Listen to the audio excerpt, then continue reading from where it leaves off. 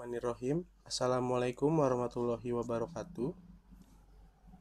Kami dari kelompok 2 Metalurgi Serbuk akan mempresentasikan PKM penelitian kami yang berjudul Studi Penggunaan Serbuk Titanium sebagai Material Implan Tulang Manusia, di mana terdiri dari saya sendiri, Patrial Faris, Andi Fadil, Hoerozadi, dan Muhammad Irfan.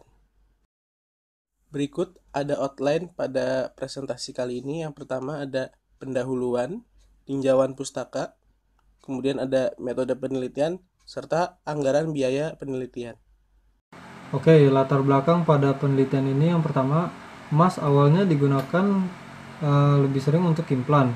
Namun seiring bertambahnya waktu, emas dirasa terlalu mahal untuk sebuah implan dan digantikan dengan material lain, yaitu material berbasis titanium.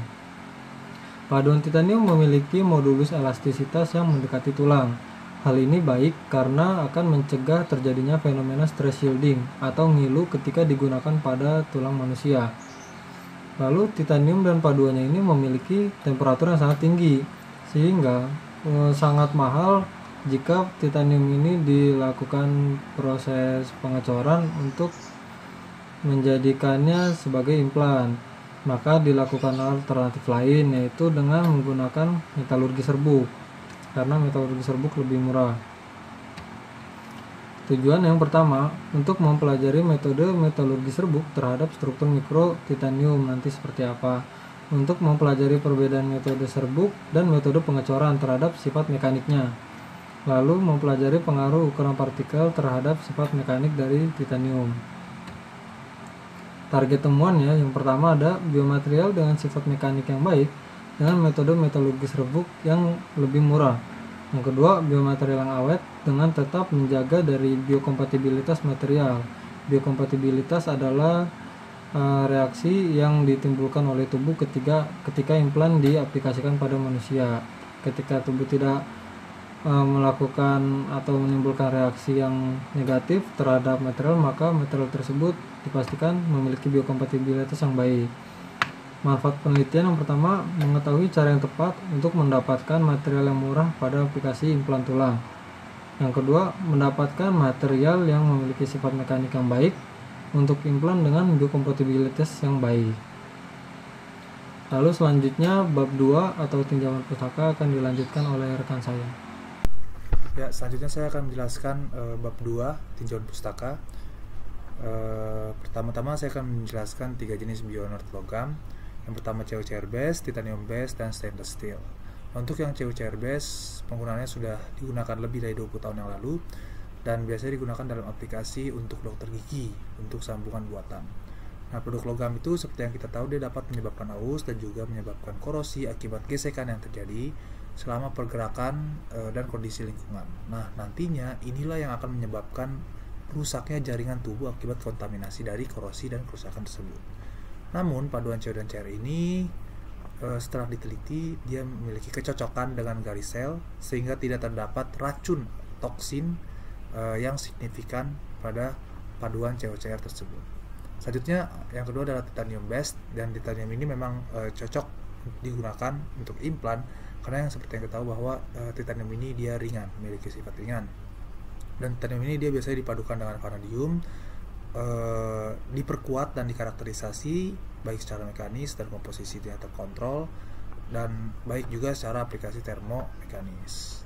Selanjutnya untuk yang stainless steel ini biasanya diproduksi untuk implan dengan sifat yang lebih keras daripada baja vanadium, dan juga dia memiliki ketahanan korosi yang lebih baik daripada baja vanadium, sehingga stainless steel merupakan salah satu opsi untuk jenis-jenis bionerd logam. Next, kita ada sifat mekanik dari paduan titanium.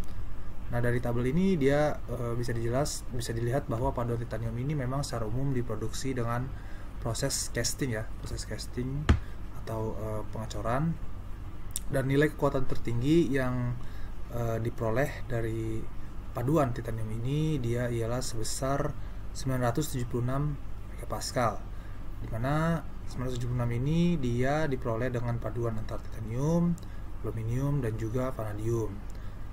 Nah, namun salah satu kekurangan dari sifat mekanik yang dihasilkan, di mana ialah elongasi. Elongasi yang dihasilkan itu rendah dan hanya dicapai untuk paduan titanium, aluminium, dan vanadium itu hanya 5,1%. Gitu. Nah, sebenarnya untuk saat ini peneliti sudah mencari cara agar bagaimana pada proses casting ini diperoleh nilai elongasi yang baik juga tanpa harus menurunkan nilai tensile strength-nya. Nah, salah satu proses yang dapat dipilih untuk meningkatkan nilai elongasi tersebut ya dengan heat treatment. Heat treatment ini dipercaya merupakan salah satu cara untuk meningkatkan nilai elongasi tanpa perlu harus menurunkan sifat tinggi tensile strength yang dihasilkan. Nah, selain itu juga keuntungan dari hal ini juga ialah dimana yang harus diperhatikan itu ialah paduan titanium ini dia memiliki titik lebur yang tinggi dibandingkan dengan paduan yang lain. Nah, itu dari segi kekuatan tensile strength. Namun elongasi yang dihasilkan itu tidak besar ya, tidak besar. Nah, selanjutnya kita akan masuk ke bentuk SEM micrograph dari struktur mikro dari sampel paduan titanium yang mengalami perlakuan sinter pada temperatur 900 derajat dan juga pada temperatur 1260 derajat Celcius. Nah, di sini dari gambar A, B, dan C itu merupakan sinter yang mengalami perlakuan pemanasan di temperatur 1260 derajat Celcius.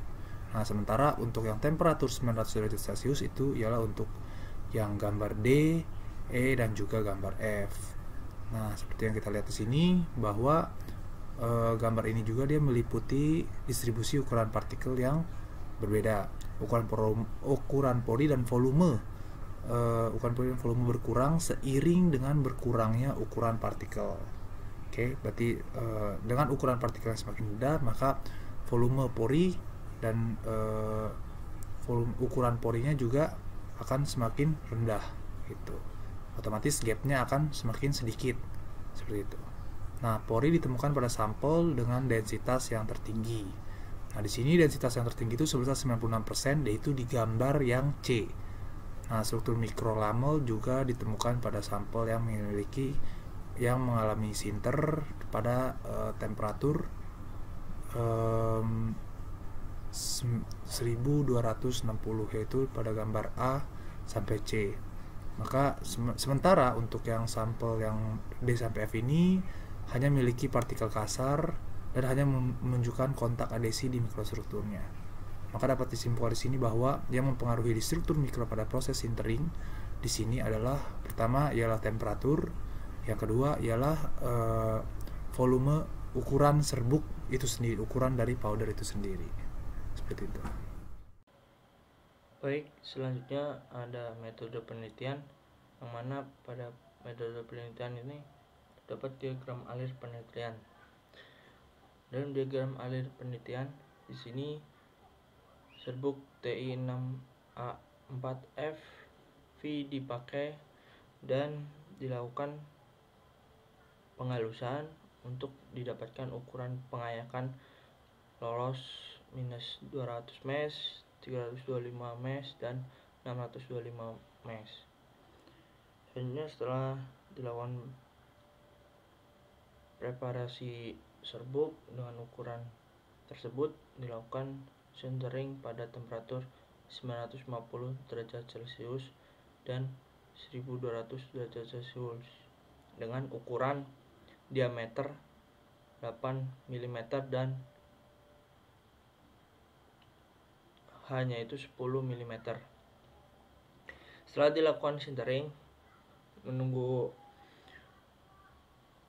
suhu normal, dilakukan kompaksi dengan tekanan 500 megapascal dan penambahan binder PVA 1 byte%. Dan selanjutnya dilakukan heat treatment. Setelah kompaksi, dilakukan heat treatment pada temperatur 500 derajat Celcius dan dengan waktu tahan 30 menit menggunakan gas argon untuk menghilangkan binder itu tadi. Setelah dilakukan beberapa proses yang dijelaskan, selanjutnya untuk mengetahui hasil dari material yang sudah melalui proses itu ada berupa karakterisasi, yang mana karakterisasi di sini kita menggunakan 3 karakterisasi atau pengujian.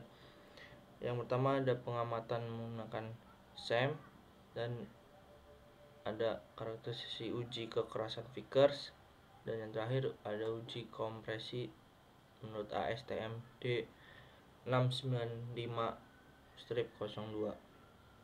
Setelah didapatkan data-data dari hasil karakterisasi, maka data tersebut dapat dilakukan pembahasan berupa literatur dan dapatkan kesimpulan. Next. Yang berikut adalah alat dan bahan. Alat yang kami gunakan itu ada beberapa, yaitu ada ayakan, alat uji SEM, alat uji kompresi, alat uji kekerasan, dan yang terakhir induction furnace. Bahan yang kami gunakan itu biji serbuk titanium, binder PVA, dan gas argon. Selanjutnya, anggaran biaya penelitian akan dijelaskan oleh Patria. Ya, berikutnya ada anggaran biaya penelitian dapat dilihat pada tabel 2, di mana rancangan anggaran biaya penelitian kami di mana total sebesar 1.957.000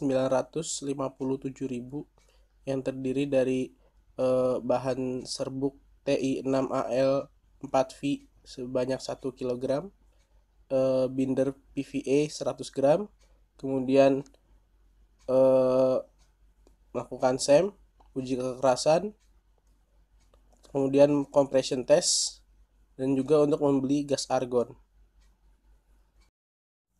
Berikut daftar pustaka yang kami gunakan untuk menunjang PKM penelitian kami. Terima kasih, sekian presentasi dari kami. Kurang lebihnya mohon maaf. Wassalamualaikum warahmatullahi wabarakatuh.